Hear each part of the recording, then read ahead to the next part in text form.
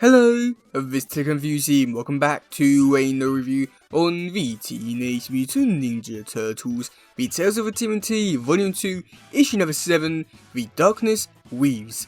So, yeah, this one is I don't know what to really say about this one, just because this one has to do with werewolves, and also has something to do with, like, another mini-series, which did in the future for this Mirage stuff called, I think it was, like, Raphael, Bad Moon. So, there's a lot of stuff going on in this issue. So for this issue, we do first start off Shadow reading her journal from about like 5 years ago, and she was saying basically how she said basically how life has changed like so much since then, and that like she doesn't really recognize the person she was. And that's when we do cut back to like 5 years ago, and this was like the story which I was quite interested in and really like pleased I did do something with it, just because I was quite curious to see how they did get to like this point in her life where, you know, Shadow went from like living in like New York and stuff like that with the Turtles, Casey and April, to then going up to the farmhouse in Volume 4 with my Splinter. And I must admit, I'm quite happy that they did do like a story like this. I was wishing like they did a lot more of this kind of stuff. I don't know, I feel like there's a lot more they could have done with these kind of stories, but it is what it is. But I feel like there's a lot they could have done with like telling a lot more stories to really fill in a lot more gaps and stuff like that, but at least we got this one. So with this story, we do get to see Shadow. She's listening to some music by this person called Lefulu. Probably said that wrong, so sorry. So yeah. But she's. I don't know what to really say about the lyrics. They are really bad. She just keeps repeating the same stuff over and over again. I know like that's what like most songs are, but this is just like really weird like phrases which like they're not really, you know, actual lyrics. Is just, you know, just keep repeating the same phrases over and over again, but like they're not like good lyrics to really repeat. So yeah. So after that, we do get to see one night Shadow wants to go out to concert at midnight, and Raphael says no just because like Shadow's in Toad's care.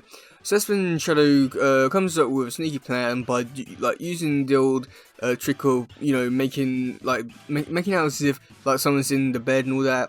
And Raphael just goes this and is quite annoyed by this, so he runs off to the concert. And this is where things take a really strange turn for the worse, shall we say. So in this scene here, we do get to see Shadows meet up with her friends and going to the concert, and it's going weirdly because the singer is still doing the really weird song lyrics and stuff like that. So it's going as good as it can, and Raphael's there watching in over it. And we do get to see that the ceilings open up, and Raphael's quite concerned that he's going to be spotted. But things take a really weird turn as the singer and some of the security guards and even some of the people turn into werewolves. And the reason why some of these people turn into werewolves is because they drank the blood of the singer, so that's a whole thing. And in this issue, we never find out why the blood turns them into werewolves. I think it may explain it in the Bad Moon miniseries, but I'm not too sure. But either way, I just find it so weird that all this is happening right now with no explanation, but it's happening, I guess. So after that, we do get to see Raphael comes in. He starts to fight the werewolves. He gives Shadow one of his stars, and they start fighting. We even see the other Turtles come in, and they all start fighting as well. And there's not really too much to really say about it, but we do get to see Shadow stabs her friend, and she turns back to normal. And yeah, I mean, oh god, I don't know what to really say about some of this stuff. It's just like all happening at such a fast pace that it's really hard to like process a lot of stuff that's going on, just because, you know, like go from like one scene to the next without really explaining too much. And oh boy, but yeah. So then for the final few pages, we do get to see Shadow. She explains what happens after the concert, saying that Casey and April, they come back from the trip, and they pack things up and send her away to the farmhouse. And Shadow's quite annoyed by this for like the first year, and then after that she slowly comes around to all of it. And I think that's okay with their story like that, but I do find it weird with Casey and April's reaction to all of it. It's just to send her away, despite them not really knowing too much about all this stuff which is really happening and stuff like that. And it does seem really weird. I mean, even more weird about like the fact that they're sending her away and not really going out to live with her as well. I don't know, something about all of it just seems like really weird and odd, but, oh boy. But I don't know, I feel like with how little like stories we do get with like these kind of things where I do fill in the gaps, it is kind of annoying because I want to know more about the history and lore, but we never do give them. So I'm grateful that I do have a story like this, but it just seems like there's a lot of stuff that's happening in this issue that I don't have like enough pages to really explore and expand upon. I do feel like if I had more pages, it could be like a really great story, but due to the lack of pages, there's not really too much you can really like explore and be like, wow, this is great and amazing, just because you're going from one scene to the next without really, properly unpacking all of it, but it's okay. And then for the artwork itself, it's done by Jim Lawson, and it's in black and white, and, I'm not going to keep repeating that stuff all over again. I mean, I do think that Jim Lawson's artwork, it varies in quality, if it's, works really well for certain panels and doesn't.